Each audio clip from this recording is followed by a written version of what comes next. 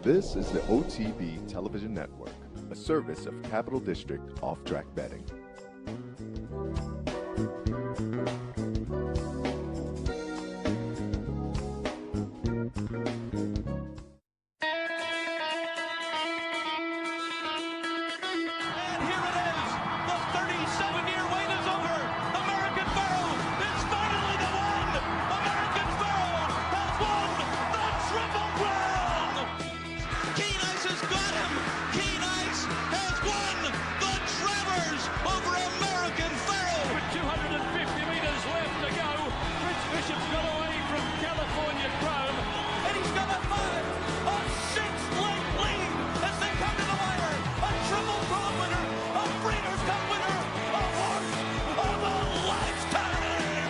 Broadcasting live from the Capital OTB studios, this is Racing Across America with Seth Merrow.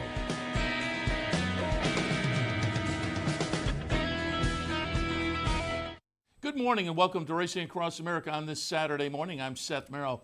Thanks for joining us a little bit early today so we can get a head start on the early post time at Aqueduct. Again, they've had early post times throughout this holiday weekend. That continues today. First post at Aqueduct this morning at 11:50, so that we can get off in time for them to do the pregame show. We're a little bit early here with Racing Across America. And on today's program, towards the end of the hour, John Lees from Del Mar, paddock commentator from Del Mar. You can also find his selections every day on the Del Mar website. He'll join us to talk a little bit about the stakes this weekend. They have some nice turf action, have had it for the past couple of days as the holiday weekend has progressed. But again, a couple more nice turf stakes today. And we also hit on the Native Diver tomorrow on the dirt and a turf stake tomorrow as well. So we'll hit on some of the weekend stakes action out at Del Mar with John Lees. Do a little recap of some of the stakes from the past couple of days as well in the next segment. We're going to kick things off again with the early start.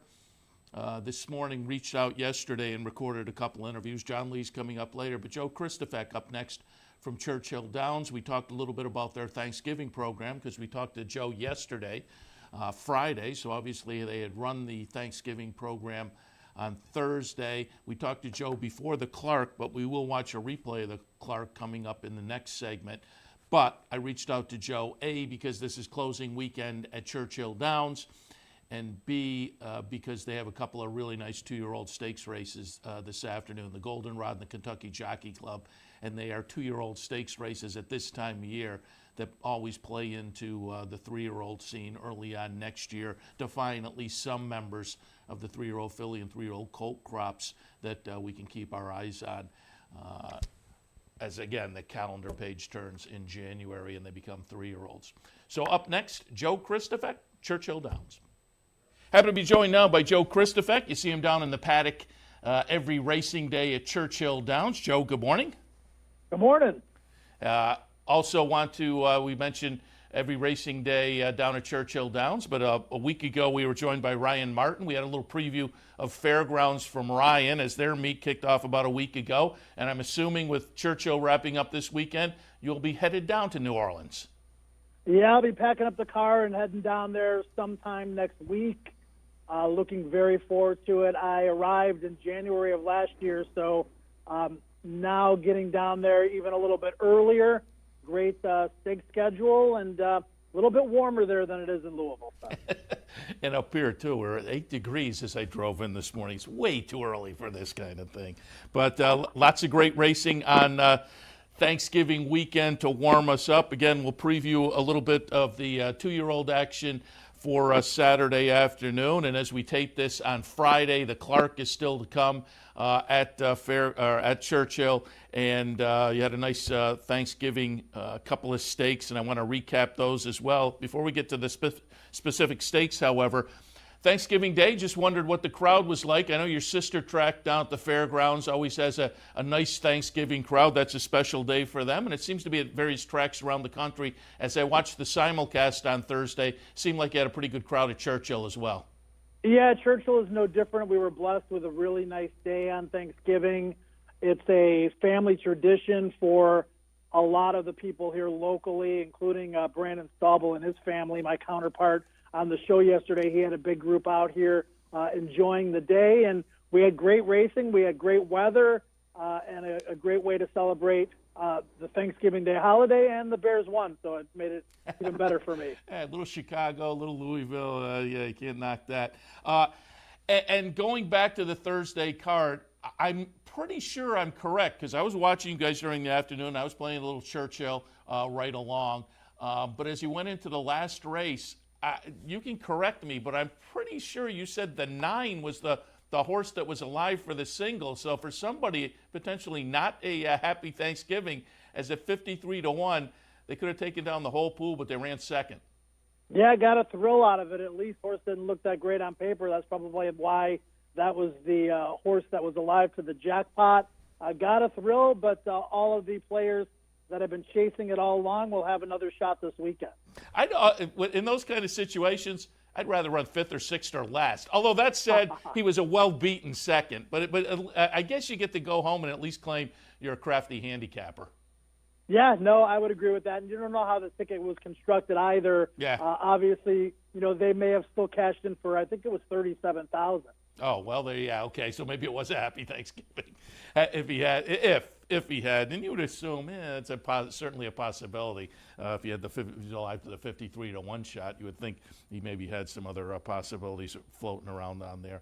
All right, let's take a look, as I said, at some of the action from yesterday, because I want to tip my cap to you in one of the stakes. But let's start out in the Cardinal. We'll watch the stretch run. It'll be number 5, English Affair, getting it done in the Cardinal.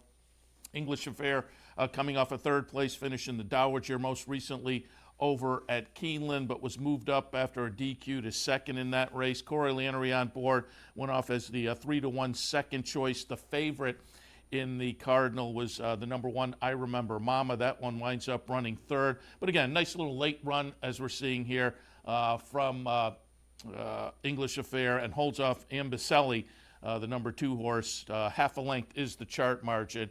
Again, nice little late run to get up there under Corey Lanerie for English Affair.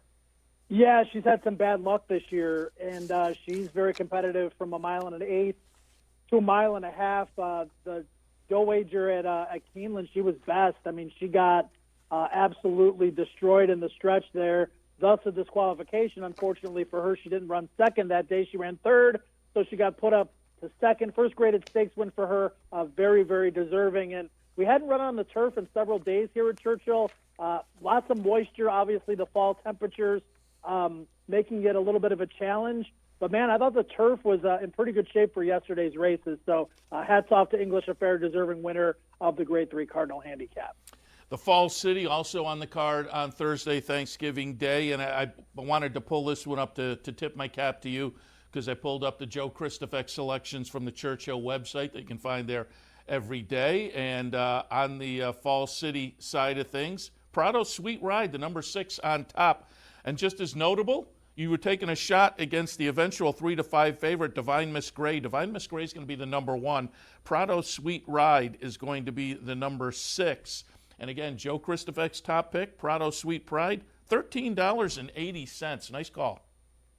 Well, thanks. I mean, I think the gate break definitely helped.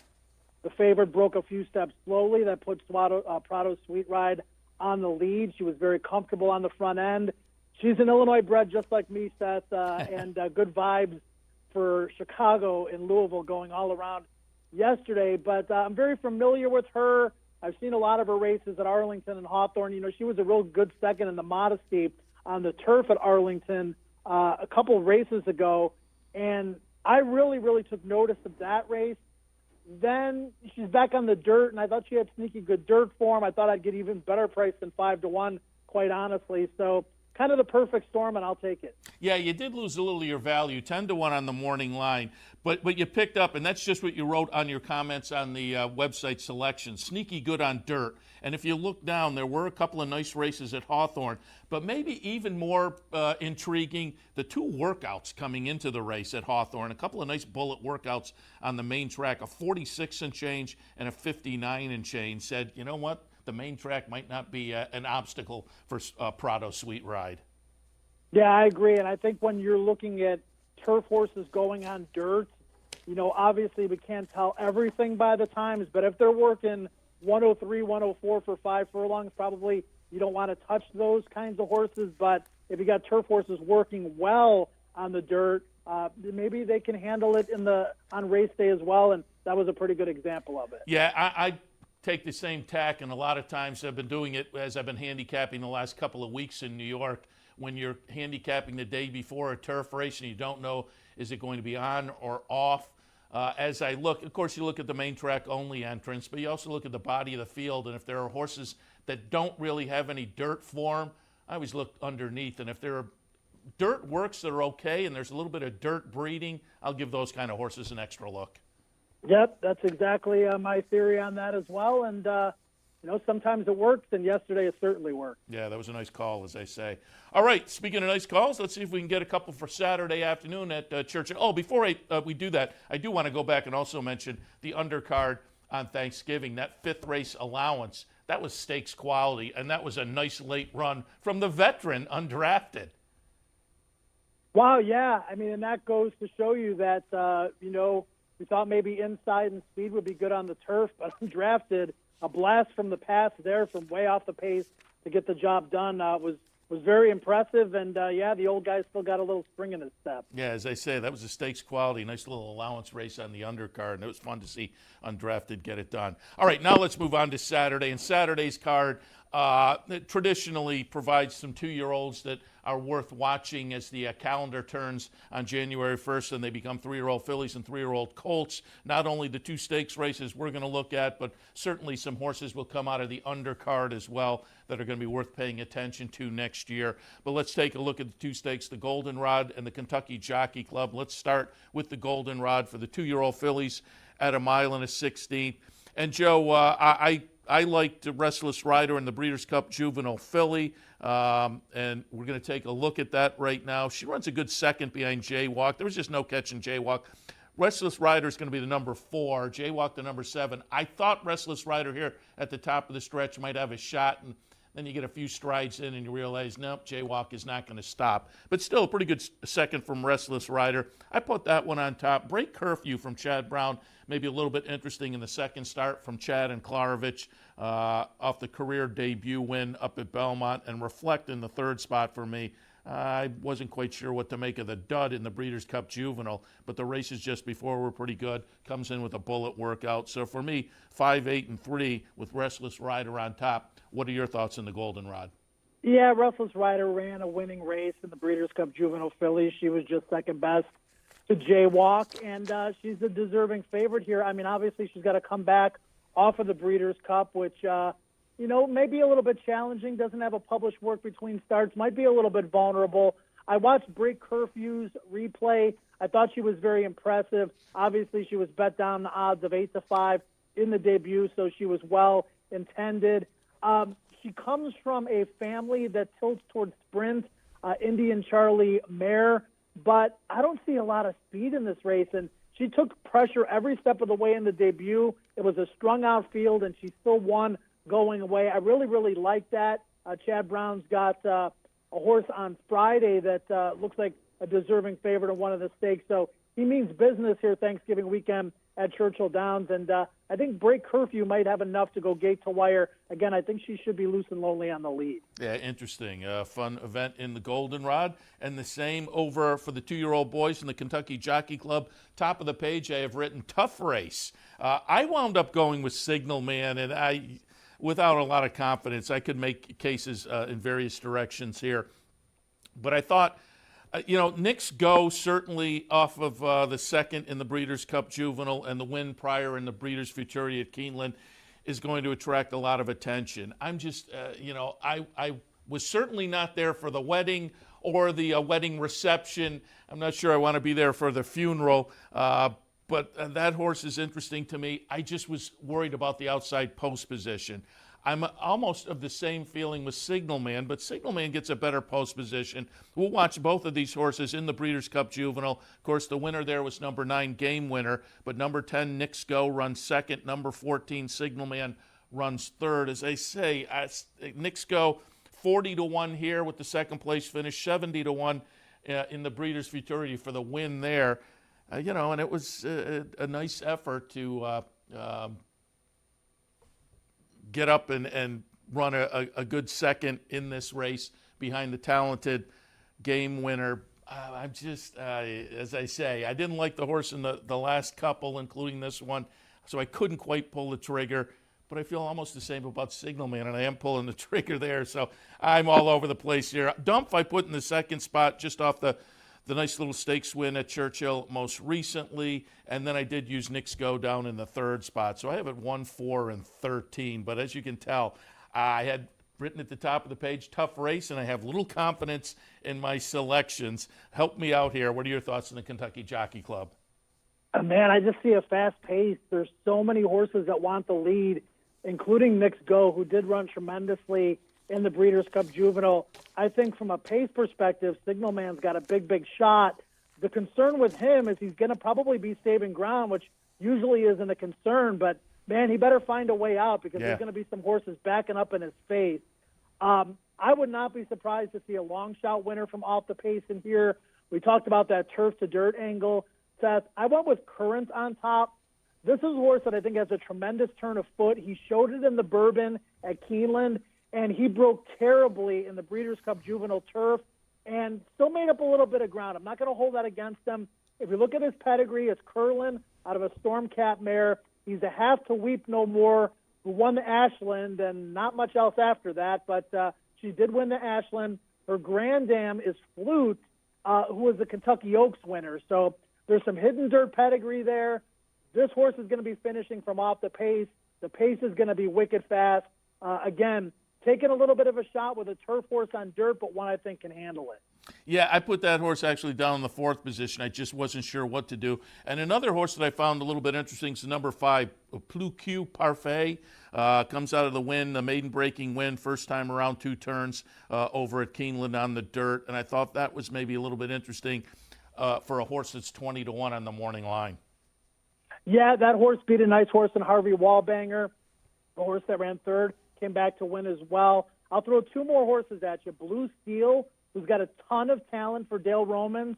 By Will Take Charge out of a Candy Ride mare. One going 7 furlongs for fun last out. Might be able to handle the stretch out to 2 turns, but needs to rate from a little bit off the pace. Doesn't want to get caught up in that speed duel. And then one other one that I think can make an impact from a little bit further off the pace, and that's Tracksmith. He is drawn to the inside, too. He's another one of those turf to dirt horses, but he's by Street Sense out of a Medaglia de Oro mare, so he might handle it as well. And one note about Dump, and I know he won the Spendthrift Juvenile by almost 8 lengths. Man, his tail was swishing. It goes back to what I said about McKenzie. I'm not a big fan of tail swishers. This horse gets under pressure, which is going to happen to him in the Kentucky Jockey Club. I think he's going to pack it in. I'm not a big fan of the tail swish. Was against McKenzie, and I'm against Dump. All right, very good.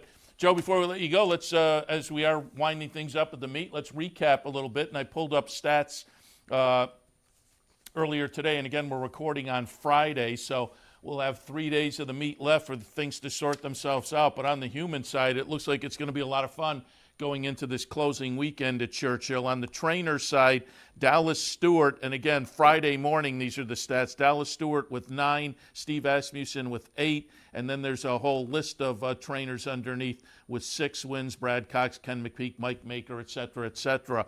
But it looks like on the trainer side, Dallas Stewart and Steve Asmussen right there, 1 apart with 3 days left. And on the jockey side, this is going to be a lot of fun, particularly if Edgar Morales can hold on. Edgar Morales was an apprentice to begin the meet, lost his bug, I think, about a week ago. He's 2 ahead as of Friday morning, 2 ahead of Corey Lanerie. Brian Hernandez is 1 more back, and Tyler Gaffalione, Florent Giroux also perhaps in the mix. But Edgar Morales, this could play into yet again with the Breeders' Cup having been run at Churchill this year. A lot of Eclipse Awards were decided on the equine side at Churchill Downs. Could also decide the Apprentice Eclipse Award, because certainly tucking a meet title into your back pocket as an apprentice will carry a lot of weight. Edgar Morales, as I say, on Friday morning is 2 ahead of his competition, Corey Lanerie. Yeah, it's been fun. The jockey and trainer races, I think, at every track are a little bit underrated, particularly when they're this close. Corey Lanerie had a riding triple yesterday. He's back in the mix. He got off to a a slow start here at Churchill after having, for lack of a better word, horrendous Keeneland meet. Dallas Stewart's had a tremendous meet on the trainer side, winning at 28%. I just don't think he has the volume of horses that Steve Asmussen, Brad Cox, and even Kenny McPeak have. That race is going to go down to the wire as well. Edgar Morales has won some races since he lost the bug. He is a legitimate journeyman now. He hasn't lost a ton of business. And Tyler Gaffalione, I mean, he was great, obviously, with the title at Keeneland. And, of course, he's carried that right over the Churchill Downs, too, and he's making his mark in Kentucky. So strong jockey colony from top to bottom, lots of trainers having good meets, and I think it's a lot of fun when you have a parity and the wins are well distributed. Yeah, I agree, and it's going to be fun coming down to, as I say, that closing weekend, particularly with, again, perhaps an Eclipse Award kind of hanging in the balance as far as the apprentice jockey side of things, with Edgar Morales maybe getting a meet title on his resume. Before we let you go, also want to touch on, have to remind people, Derby Future. Of course, Churchill will close up for 2018 at the end of this weekend, but Derby coming up in May of next year, and the first Derby Future Pool kicks off this weekend, closes on Sunday. I'm a little bit hesitant to jump in this early, but if people want to do it, it's out there. But also, there is that Sire Future wager that I think is kind of interesting. Yeah, it is. I mean, we saw last year a really good payout on the Sire Future wager. As you know, there were several representatives. And it remains to be seen how it's going to play this year. As far as the individuals go, Tale of the Union might be a little bit forgotten. For Bob Baffert, I think he might be his best prospect as far as stretching out to further distances on the road to the Triple Crown. Then you've got Instagram. He might be forgotten as well. He was put back on the shelf. And then a horse that's been running out at Park by the name of Maximus Mischief. This is a horse that I'm very, very intrigued by. I'll probably put a few bucks down on him. And in addition to that, Seth, we also have the Fleur de Lis 4 at Churchill on Saturday. It's 2 races from the fairgrounds, the Goldenrod and the Kentucky Jockey Club at Churchill.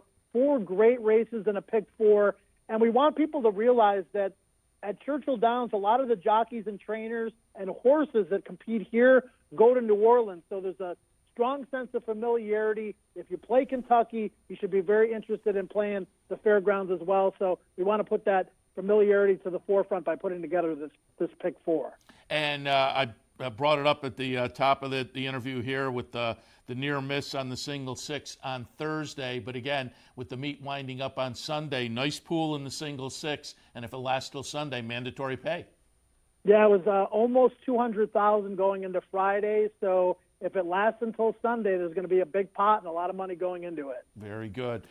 Joe, as always, appreciate the visit, the thoughts on the meet, a little recap of the Churchill Downs Fall meet, some thoughts on the 2 nice 2-year-old stakes coming up on Saturday. Wish you and everybody down at Churchill good luck and congratulations on the fall meet, and we'll catch up again with you down at the fairgrounds.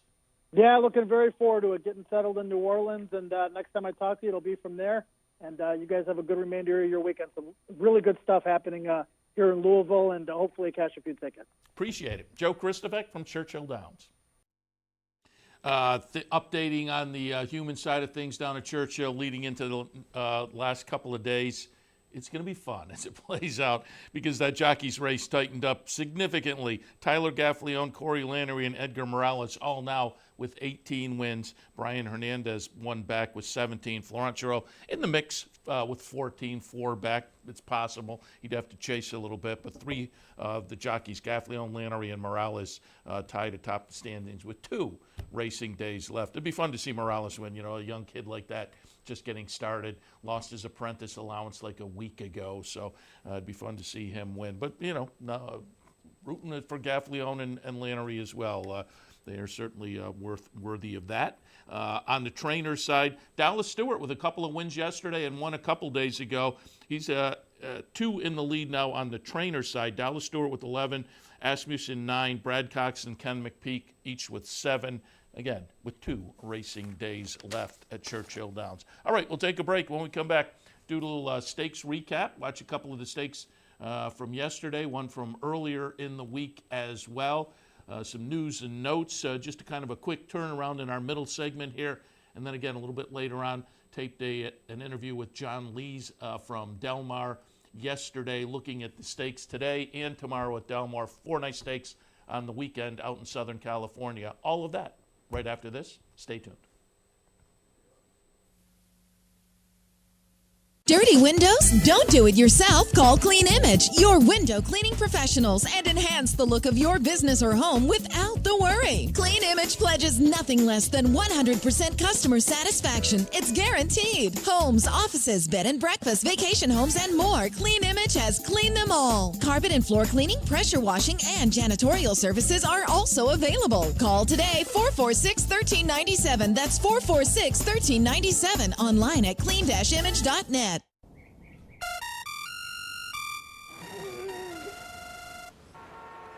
Come on. I want sales reports on my desk by Monday. Whoops. My bad. Love racing? RTN brings you every live simulcast on your home television, plus live video streaming and race replays on your PC and mobile devices. To order, visit rtn.tv. RTN, a breed apart.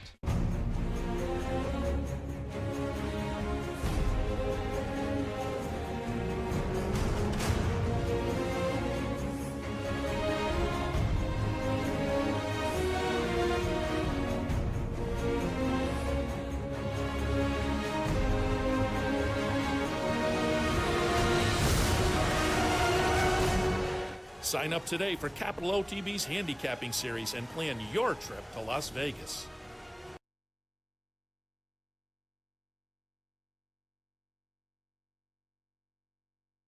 Welcome back to Racing Across America on this Saturday morning. Let's jump in and take a look at some of the stakes action. We talked about it last weekend, earlier this week. Really, the holiday weekend started out Zia Park and Penn National. Wednesday afternoon, evening, they had some nice stakes action at those 2 tracks. Wanted to go back and watch the Zia Park Derby. Last Derby of the year, it used to be like the Calder race, but I'm not sure. This, if not certainly one of the last derbies of the year. Zia Park Derby, $250,000 up for grabs for the 2-year-olds, or the 3-year-olds going 1 mile and a 16th. This race was interesting to me because Combatant was in here, a horse I liked early this year on the Derby trail for Steve Asmussen, and never lived up to that. And I've kind of been off the bandwagon and continued to disappoint on Wednesday. Combatant is going to be the number 8 horse when we watch here, and we'll kind of flatten out and run 3rd, and that's just about what we've come to expect from Combatant. Airstrike, the number 2 horse, comes in from Southern California for Phil D'Amato and becomes the 5-2 favorite, winds up 2nd. The winner at 12-1, number 3, Nanouche, for Robertina Diodoro and Zayat Stables. Had raced earlier in the career for Wayne Lucas.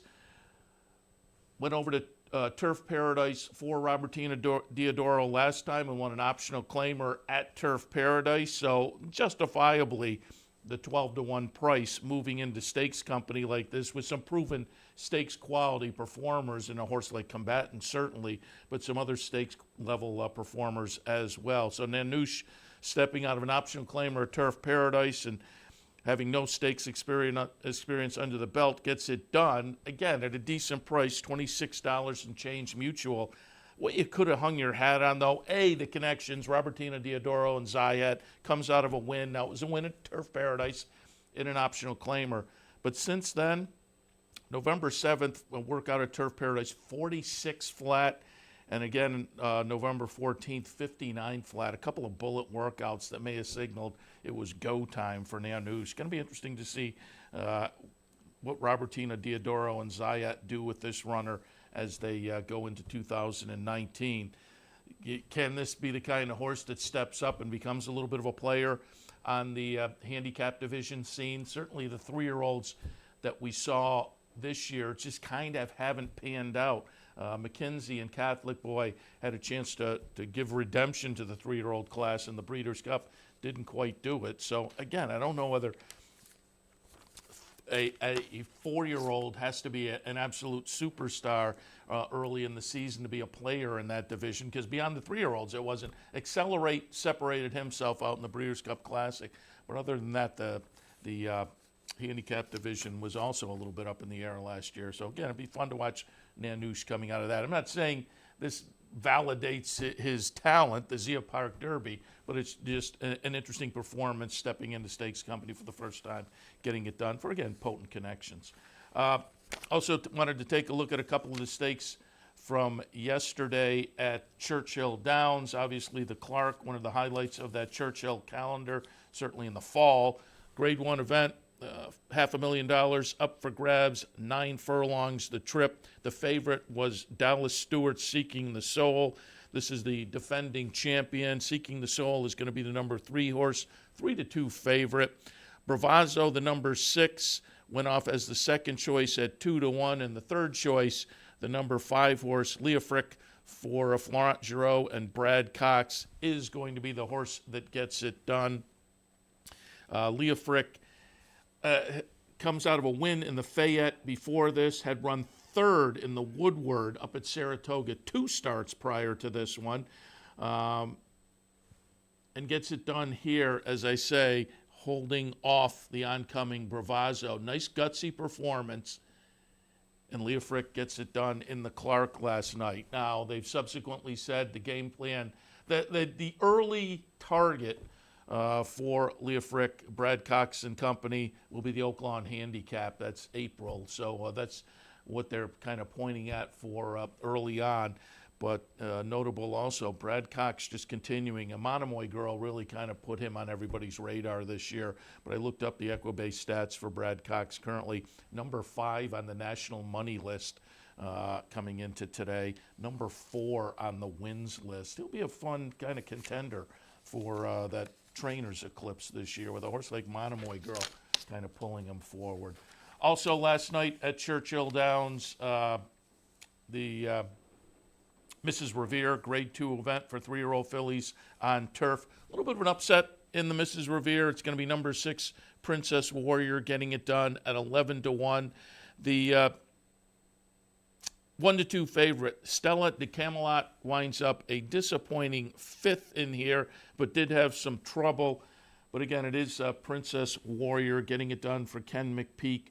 Brian Hernandez on board. Again, 11-1, pays $24.60 with a nice late run to get up by a chart margin of a length. Get Explicit second at 8-1.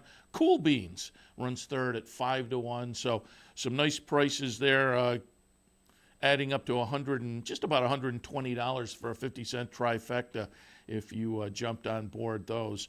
But Princess Warrior coming out of a 4th place finish last time in the QE2 Cup over at Keeneland, and a 2nd place finish in a stake just before that at Kentucky Downs. Probably deserved as an 11-1 price there in a nice 10-horse field that was kind of competitive. The betting public, I say competitive, betting public made the favorite 1-2. If you like that one, it was Chad Brown. It was a horse that had started the career in Europe, came over here and on a soft turf course at Belmont, won pretty nicely in the U.S. debut. So logical. It just didn't look like the kind of field where 1-2 was the direction you wanted to go. So the price was a little bit short. All that said, a 5th place finish, still a little disappointing of what we saw in the stateside debut for Stella de Camelot. So there are a couple of results from Churchill from yesterday on the nice holiday stakes action that was Churchill and really the rest of the country as well, continuing today and tomorrow. But one of the more interesting races at Churchill, and I didn't pull up the replay because I didn't really catch up with it until last night, the news coming out of this one. I think it was Marty McGee's column in the Racing Forum.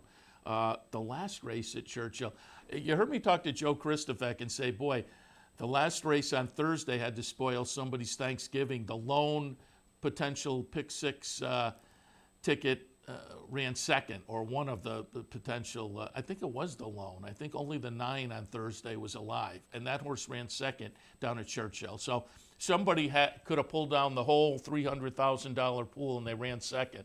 And I said, but boy, that's a tough end to your Thanksgiving day at the track to run second like that with a chance at $300,000. Worse, yesterday in the last race at Churchill, there was a double DQ. The 1st place finisher, the 3rd place finisher, both put down below the 3rd place finisher. So moved from third to first. But worse still, the winner, the original winner, the horse that came first under the line, that was going to pay the entire pool.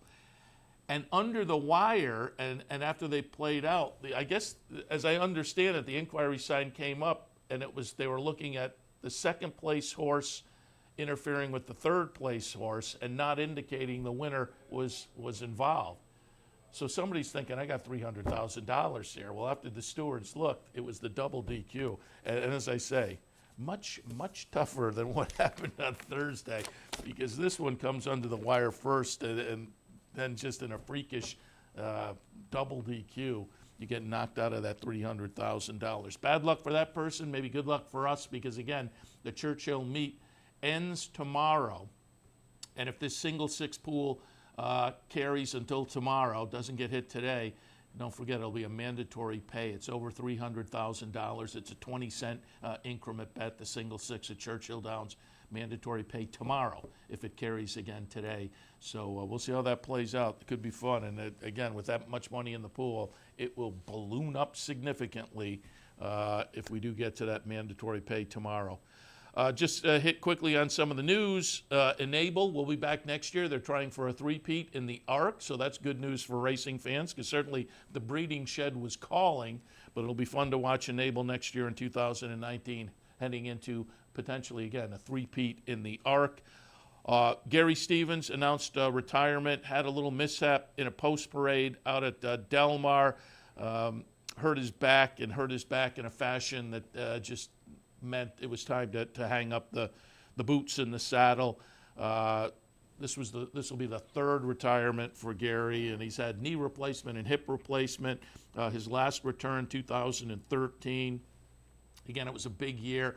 This was coming back from a couple retirements, came back in 2013, won the Preakness with Oxbow, Mucho Macho Man, a win in the Breeders' Cup Classic. So, the third comeback late in the career, started out with a bang, and it's continued pretty nicely. Gary Stevens' most recent stakes win just back in October, City of Hope Stakes at Santa Anita.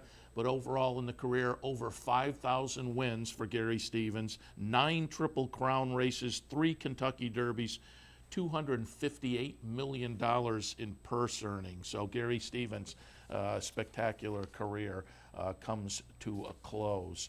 Do want to remind you also that the Derby Future Pool, as we mentioned with Joe Christofek, is open. The first Future Pool open this weekend until 6 o'clock tomorrow. There's also that Derby Sire Future Pool. Just an interesting twist. 23 sires that you can potentially pick the winner, the sire of the winner of the Kentucky Derby, and there's a 24th pool, as in the standard pool. There's an all others. But again, just kind of a little twist with that sire pool.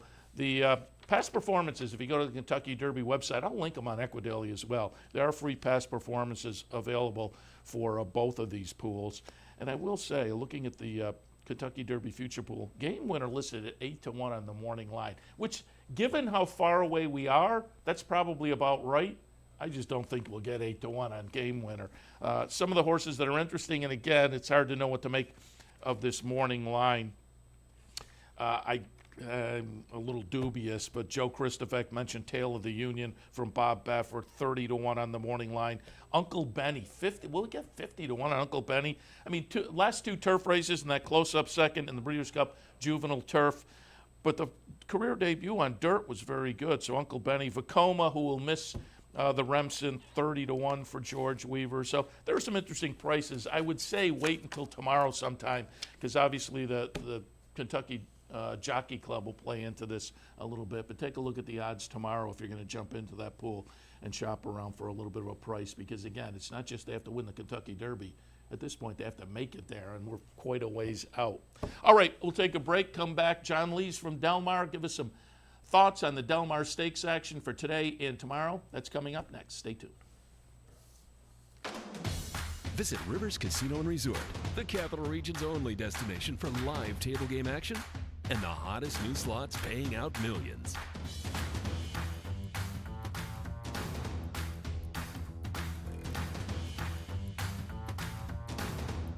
And they're off. Horse betting is now at Rivers Casino and Resort with Capital off-track betting terminals and live tellers located just off the gaming floor at Van Slyck's. Get in on all the action at Rivers Casino and Resort.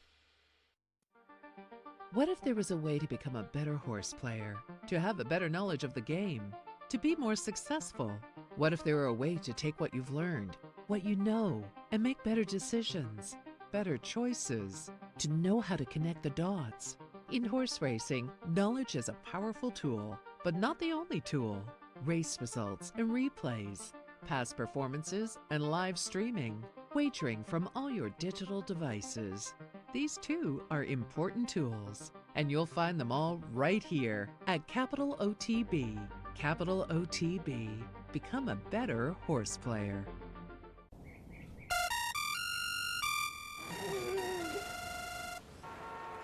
Come on. I want sales reports on my desk by Monday. Whoops. My bad. Love racing? RTN brings you every live simulcast on your home television, plus live video streaming and race replays on your PC and mobile devices. To order, visit rtn.tv. RTN, a breed apart. Welcome back to Racing Across America on a Saturday morning. Again, an early edition of Racing Across America with an 11:50 post at Aqueduct today. We got a head start so we can get the pregame show coming up a little bit later on from the Big A Aqueduct. And because of the early start this morning, well, it's a lot earlier out on the West Coast, so I thought we'd reach out to John Lees, but we did it at a more convenient time for him, recorded him yesterday. But took a look at the stakes action today and tomorrow. They had a nice stakes holiday weekend kicking off on Thanksgiving out at Del Mar as well with good turf action, Hollywood Turf Cup yesterday. But some more turf stakes today and tomorrow, as well as the native diver on the dirt. All of that discussed with John Lees from Del Mar, up next. Happy to be joined now by John Lees. You see him in the paddock at Del Mar throughout their fall meet and beyond, but you can also find his picks over at the Del Mar website on racing days as well. John, good morning. Good morning, guys. Thanks for having me back. I appreciate it. Happy to have you back. We talked to you a couple of weeks ago as the meet got underway. I said we'd check in again, and I wanted to do it this weekend as it is a holiday weekend filled with a lot of good turf racing. So we wanted to touch on that as we tape on Friday. The red carpet was yesterday, Thanksgiving, the Hollywood Turf Cup Friday afternoon. But I wanted to take a look at Saturdays and Sundays turf stakes. Before we do that, though, I want to go back and get some thoughts on Thanksgiving Day at Del Mar, because I know some of the racetracks around the country, fairgrounds, certainly it's a big day, Thanksgiving. We talked to Joe Christofek earlier from Churchill Downs. They had a big day, and I pulled up the Twitter feed from Del Mar. Looks like a family fun day race to kind of kick the day off. What was Thanksgiving Day like at Del Mar this year? Yeah, well, thanks. They do kind of a turkey trot each morning out there. In the morning, and they call it a fun run where families come out with kids. It's not quite as serious as, the people that are training for the Boston Marathon or something like that are taking it seriously. So they all come around and, come out and just sort of jog around there for a little while. And it's early in the morning. It's chilly out here at that time. And there was some rain. We had some early morning, very light showers. And it wasn't really a big deal as far as we wound up being fast and firm during the racing card, and there was plenty of sunshine. But one thing about Del Mar is that when we do get even a little bit of rain, we're right at sea level, and it floods very quickly. And so even though we were fast and firm, all around the fairgrounds there's puddles and things like that emerging, and it just doesn't take a lot of water really well like other places where you guys would take it for granted. So that was a little challenge for the runners. It was no big deal for the racing. And it was a good day. Tyler Bayes really kind of stole the show and stole the race on that India Mantuana, opening up like that in the red carpet that you were talking about. And really kind of a smart move. He was on a long shot, a mare that, her best asset, her best weapon was her speed, and really her only shot was to open up. I mean, it's easy to say that now, but we knew that she could run the distance, and that was her style, and that was going to be her best shot to win it. And he went ahead and took it and fired the trigger, and that's exactly what happened. So big win there yesterday in today's feature. Yeah, and that leads me in.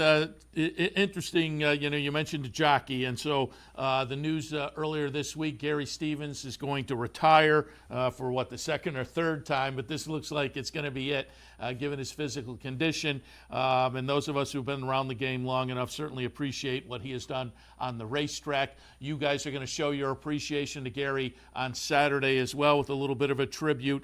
But, as that news came out, I was thinking, and I pulled up the Equibase stats for Del Mar. So far, we're a couple of weeks into the meet. And you go over to the trainer side, Peter Miller, Jerry Hollendorfer, Bob Baffert up in the top three. So familiar names there on the trainer side. Over on the jockey side, though, it's interesting. It seems like, and now Gary Stevens moving away, Mike Smith is still around. But it seems like the past couple of seasons out in Southern California, kind of a changing of the guard on the jockey side. I look at the top three currently at the Del Mar meet: Drayden Van Dyke, Giovanni Franco, and Flavien Prat. Drayden Van Dyke, Apprentice Eclipse winner in 2014, so he's fairly new on the scene. Franco and Prat both showed up in 2009, but Giovanni Franco, really have to look at this as the career season so far for him, and it's really been since maybe 2015 or 2016 that Flavien Prat has made a name for himself. So it really is, as I say, kind of a changing of a guard in the jockeys colony out there in Southern California last couple of seasons. No, there's no question. And Giovanni Franco, of those three, happens to be the one that really has seen his business blossom more recently as in the last year or two, and getting a lot of opportunities on the grass and turning up, with some pretty good results in turf races. But, I think you have to be. I'm a big fan of both the other two guys, Drayden Van Dyke and Flavien Prat. And, Gary Stevens, to go back to, what you were saying, he was part of that all-star jockey colony that I grew up with here in Southern California in the 80s. And that's what Gary Stevens was riding with. Eddie De La Houssaye, Lafitte Pinkai, Chris McCarron, Patrick Valenzuela, at the very end there for a bit, Sandy Hawley and Bill Shoemaker towards the end of their careers. But, Alex Solis, and there's the others I'm leaving out. I think I said McCarron. Then Kent DeSormo came along in the early 90s. That was the all-star group of riders that I was accustomed to here in the 80s. So I've seen a lot of change. And then, as you said, there's been some more even recent change in the years that you cited. So, yeah, those are the young guns to watch out here. And it'd be sad to see Gary go because, there's no substitute for experience. And going around there, he certainly had all of that in his head as far as, what to execute as long as he had the horse and, his body was wearing it. It's just unfortunate, that they don't last forever. And it's bittersweet, that's for sure, but what a career and what an exceptionally talented jockey, especially in his prime, this career. Yeah, and the fact of the matter is he probably had a longer career than most jockeys will have, so we wish him well going off into retirement now. But, as I said earlier, still have the cagey veteran Mike Smith out there to win one for the old guys. No, I can't leave that out. That's right. That's going to be the sage owl with the experience and, obviously still able to execute physically. And he's the Hall of Famer out there, that you've got to keep an eye on right now. So, those are the big names. There's others, though, but yeah. That ties back in, too, because on the Twitter feed I saw Mike Smith was at the run on Thanksgiving Day. Let me tell you, that filly of Richard Mandela's, that maiden named Bashful that he rode at 5/8 on turf, that wasn't just a winner. That is a nice filly. In fact, I watched all of the races from the press box from my perch because I actually timed them all physically as a backup timer in case Trackus ever malfunctions. And so I was up there and I kind of popped my head out, and Jay Pridman from the Racing Forum is a few booths down, and another colleague of ours, Kurt Hoover from TVG, and we're all up there. And anyway, we all kind of picked our heads up when we saw that and looked around and said, wow, that is a nice filly, the way she did it. So watch for that one, Bashful, for Mandela, Richard Mandela. But, yeah, that was one of Mike Smith's winners, and he had a good turkey day. So I don't think it was any mistake. Yeah, and as I say, he was out there in the morning as well with the families. They had a picture of him in the winner's circle with some beaming runners out. And that family fun run, that was on the racetrack as well, right? That's probably one of the draws. Right, Yeah. exactly. You're going around there just like the horses do. That's what they say. That's right. Get out and get a little track sand in your shoes that you can take home. All right, let's. I wasn't able to run because I got to get my handicap and get my tie tied on right. I couldn't quite make it, so I was out. Very good. Well, you want to get it done early so that you can load up on Thanksgiving Day. So you weren't able to have the second portion, maybe.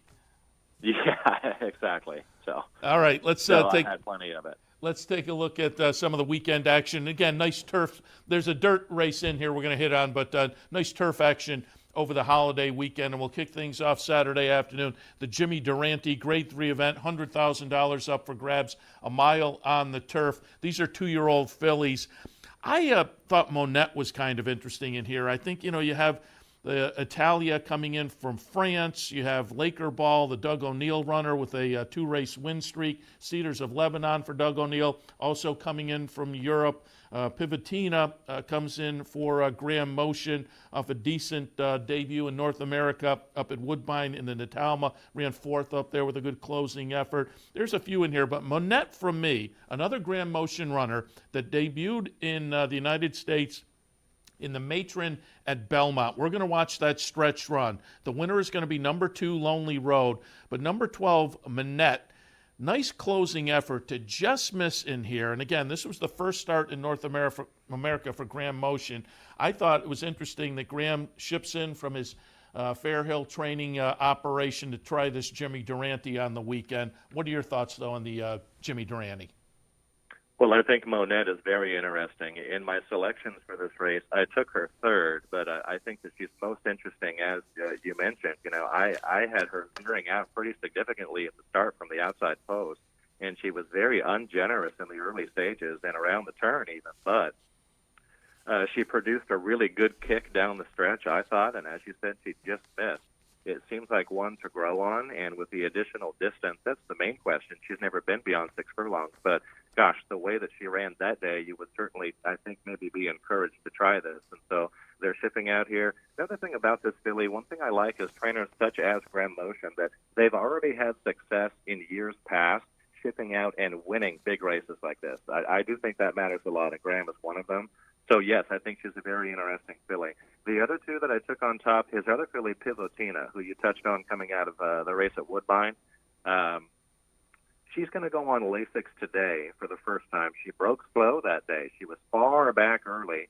I thought she put in a steady rally, so we don't question the distance for her. That's going to be all in her advantage. She kept coming. She switched leads in the stretch very, very late, the late stages, and she just missed the show. So coming out of Grade 1 company there in that race, and Drayden Van Dyke has got the mount, I have a feeling that she's going to be pretty tough, but they're both solid. I'll just quickly give you one long shot to toss in there. I put number 3, Elsa, right in the mix, and she's 20-1 up there. This filly, I don't think they're wasting their time shipping her out here. Mike Stidham, he was out here with a string about 2 or 3 years ago, so he kind of got the lay of the land. This filly was a promising first-out winner. If you go back and watch her race at Saratoga in August, I thought she actually ran better than looks and kind of an unlucky 3rd. She was real keen and just kind of eager to do too much running when she was bottled up between horses early, and I thought she shifted out and tried to do okay. It wasn't a bad effort, and whatever happened last time, I have no idea, but that's not her. She just flopped at even money. The turf course was yielding. Throw it out. You're going to get a firm turf course down here, and also she goes on Lasix, even though she's not an import. So Elsa does have some quality, so she would be my long shot. Those are the most interesting horses to me. You touched on some others, though. I mean, it's just nice to see a great big, huge field like this on the expanded turf course that they made that you could run 14 because of the Breeders' Cup. It just makes it a fantastic betting race. Yeah, 13 scheduled to run, and as you say, a fun betting race. And as you were talking about Elsa, I'm going to have to take a look at that, too, because that race up at Saratoga behind 2 nice Wesley Ward horses, Stillwater Cove, but maybe more importantly, Chelsea Cloisters, who we saw do very well Breeders' Cup weekend, obviously. So I'll take an extra look at Elsa myself. 7th race on Saturday at Del Mar is the Seabiscuit, Grade 2 event, 1 1/16 on the grass. This is an interesting race to me because it's a Grade 2 with a field of 12 scheduled. Nobody comes in with a win, so you're kind of searching around and looking at prior good races. And on that factor, I pulled up a replay from the Red Bank at Monmouth, September 1st. The winner is going to be number 2, Synchrony. This is 2 starts back for Synchrony. Followed that up with a 7th in the Shadwell Turf Mile down at Keeneland. I just think that Shadwell, kind of year in and year out, is a salty group. So I'm going to kind of draw a line through that one. Look back at that November 10th workout down at the fairgrounds for Mike Stidham, a nice 58 and change. And I think we might get back to this Red Bank performance for Synchrony. But what are your thoughts on the Seabiscuit? Well, it's funny. Our morning line maker, Russ Hudak, has kind of given you an indication, but he made Synchrony the morning line choice at 9-2. Yeah. I mean, that's a Kentucky Derby type price right there as far as just, I mean, he's letting you know that this is a grass raffle as far as $200,000 for a grade 2. And you led with it. Nobody's coming in off a win. I could definitely see him. There's so many in here that I could see, though. And I'll be honest, I don't have a great handle on it. I think a lot of things could happen in here. I'm expecting a blanket finish, and some horses are going to get lucky and unlucky, rather. Even though they draw towards the outside, a couple of horses that I fancied at price are number 10, Ohio, and number 12, He Will. Ohio, I think, is just on the re-raise since he was claimed by Michael McCarthy. No knock on the previous trainer, but it just seems to be going the right direction. Michael, of course, is kind of breaking through in his young career right now. He had that Breeders' Cup win with City of Light. The horse just seems to be going the right direction. I thought his third last time in the Grade 2 City of Hope was very good. Drayden fits this horse well, Drayden Van Dyke, and might be able to kind of stay out of trouble and negotiate some kind of a trip. I know that seems strange, drawing so far outside, but I just think that this horse is going to continue to run well and come and give a good kick there at the end. He's going to be a price. And I think number 12, He Will, is set up really well for this race because he needed his last. That was just a prep to get a race into him coming down the hill. But he loves this turf course. He ran second in this race a year ago by a nose. I mean, he almost won this race a year ago just to show. He was 7-1 that day with Mike Smith. Got sandwiched in between Hunt and Pee Wee Reese, and they both came back and won. So he's got the credentials. He's probably set to show his best, and that's going to put him there if the post does not do him in. So a couple of 8-1 shots to look at there. You mentioned Synchrony. I could also see the one Caribou Club, who has run well here before.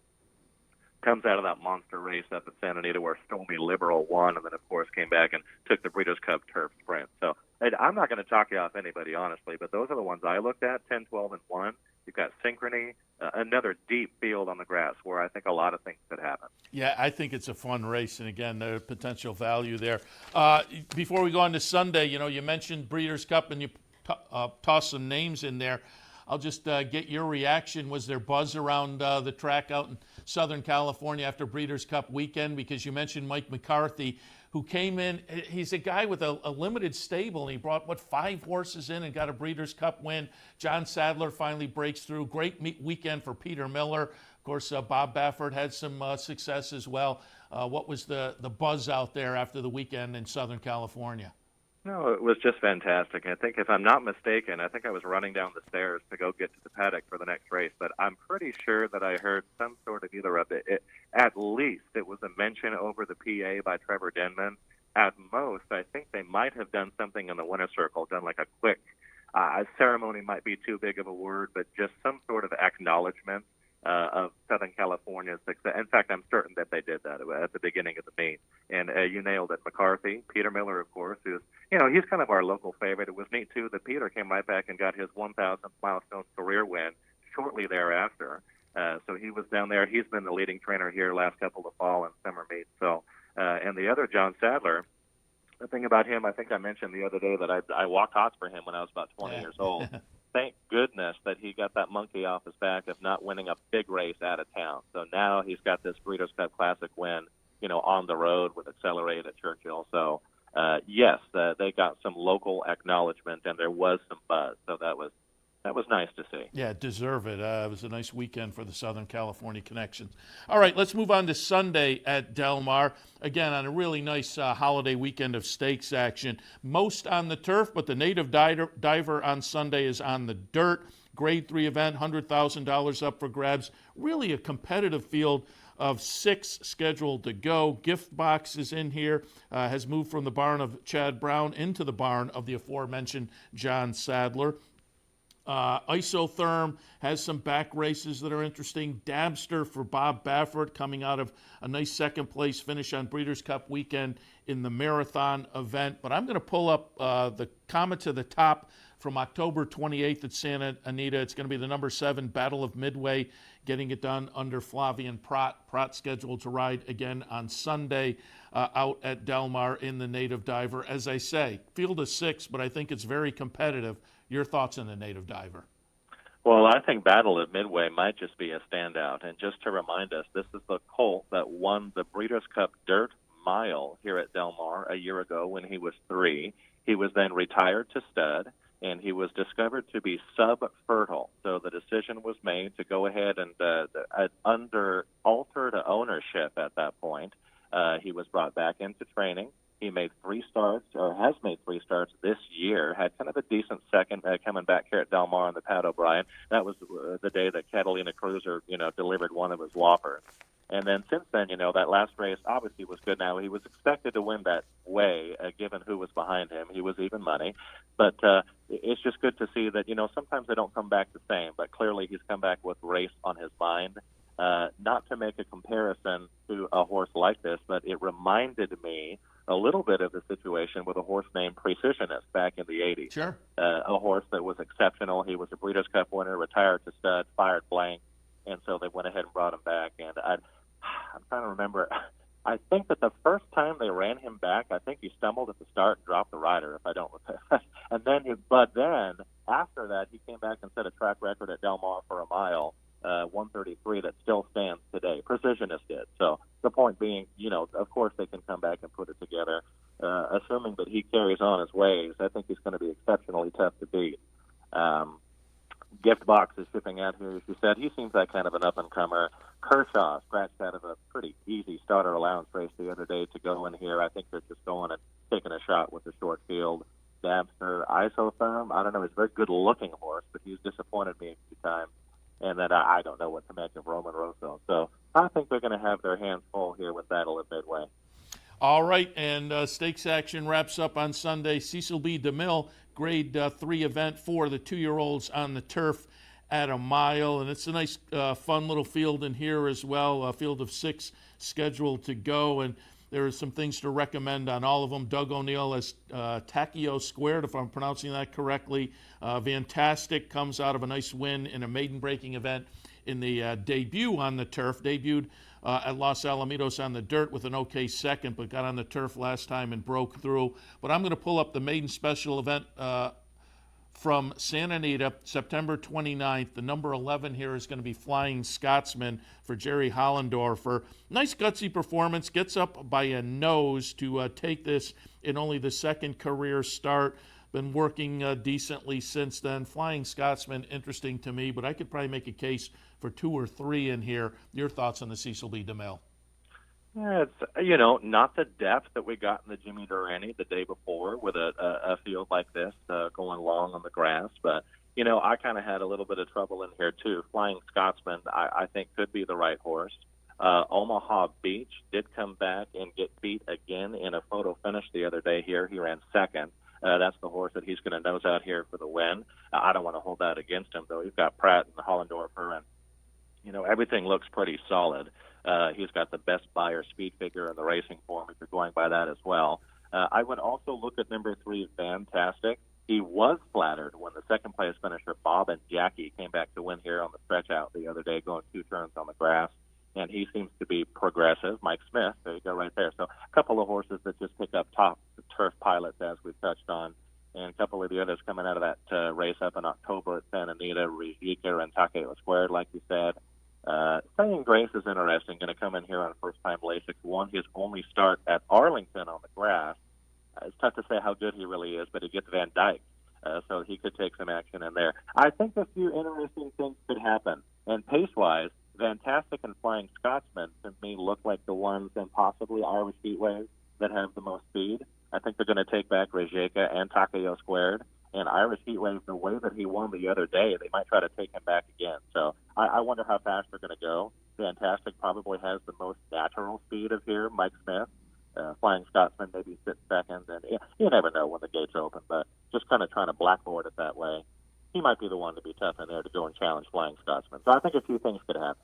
Yeah, it's a fun race, as those 2-year-olds races at this time of year always are, because then they can define horses to watch when the calendar changes and the age changes on January 1st. John, always appreciate the thoughts. Again, we will remind people they can find your selections on the Del Mar website and watch you every day in the paddock before the races. Good luck to you and everybody on the remainder of the Del Mar meet. Yeah, we were able to get the Diodoro horse home a couple of weeks ago, so hopefully we'll get some good prices and winners out here with these selections here. And I appreciate you having me back anytime. Glad to do it. Always happy to talk to you. And again, I'll be taking an extra look at Elsa, so I'll be rooting for that one along with you. John Lees from Del Mar. Again, thanks a lot. Good luck, guys. Thank you. Thanks to John Lees from Del Mar. A little bit earlier, Joe Christofek from Churchill Downs. Again, great stakes action at both of those venues this afternoon. Great stakes action in New York as well. That'll be coming up in a little bit on OTB Live. I'll be in here. Also on OTB Live today, opening day Tampa. So that's fun. In fact, up on the top of my monitor, guys, if you can pull that up, you can watch the tractor. There it is. And you can pick out the distinctive kind of light-colored main track there, and so I immediately knew when I looked up. But as I've been watching all morning, there have been horses working out. I'm assuming 10 o'clock was probably the end of the workouts, so now grooming the track. But opening day at Tampa today, part of our mix on OTB Live coming up, be in about, 11:50's post time at Aqueduct. So, a little under 2 hours we'll jump on with OTB Live for a Saturday afternoon. But again, nice stakes action continues on this holiday weekend. Been going all weekend long. Tomorrow on Racing Across America, we will recap some of those stakes and much, much more. We'll be back on at our regular time tomorrow at 10 a.m. Again, the early start today was because it's an 11:50 post at Aqueduct. So they'll be coming up shortly with the pregame show down there at the Big A. Do want to remind you of some of the promos and events here at Capital OTB. Fan Appreciation Day today at the Wolf Road branch. Stop by between noon and 5. The first 50 folks through the door get a bet voucher, a giveaway item, a racing program. There's a match bet promo and a $100 contest, food and beverage. Always a lot of fun. Our Fan Appreciation Days, it gives us our chance to say thank you to you if you're a patron at the Wolf Road branch out in the Hannaford Plaza on Wolf Road. Stop by today between noon and 5 so we get our chance to say thank you to you. Tomorrow at the Clubhouse Racebook, NFL Sunday. Wear a jersey, you get in for free. Put your name on a square. Perhaps you can win a prize.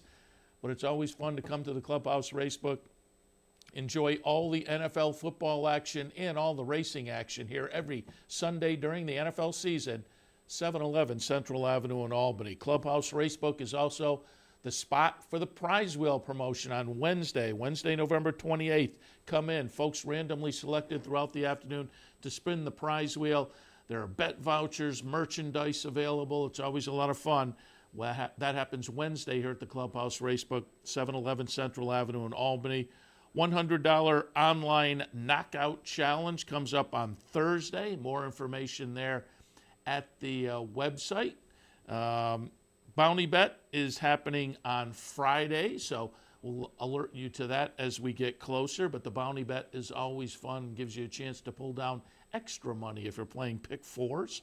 And a reminder also, we will be on the road next Saturday. Mike Callahan, Sully Crotty heading down to Aqueduct for some live coverage of Cigar Mile Day down at Aqueduct. That should be a lot of fun. We'll keep you abreast of that as well as the week progresses. I'm going to wind things up for this edition of Racing Across America. Again, early post time today at Aqueduct at 11:50, so saddle up and get ready. Great action throughout the day with some of the stakes races we talked about and much, much more. We'll recap some of that action tomorrow on Racing Across America, again at our regular time of 10 a.m. I'm going to wrap things up. Seth Merrill, thanks for watching. Again, back in a couple hours with OTB Live. We'll see you then.